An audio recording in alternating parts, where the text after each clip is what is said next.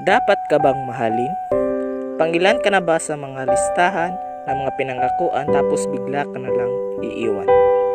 Tatanungin ko lang naman, ano ba ang ranggo mo sa larangan ng katangahan? Kasi hindi naman porket nangako yan, hindi ka na bibitawan. Dahil nangako lang yan naman para mapaniwala ka. Hindi ka pa ba nagsasawang marinig ng tenga mo ang mga kasinungalingan na lumalabas sa bibig niya? Hindi kita ikaw lang sapat na mahal. Hindi na ako maghahanap ng iba pa. Pwede ba? Huwag kang tanga. Hindi porkit nasanay ka na, naghahabol ka pa. Alam mo yung masaya? Yung masaya siya habang sinasaktan ka niya. Habang mahal mo siya, ginagagaw ka lang niya.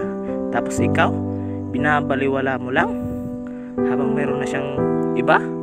Huwag kang tanga.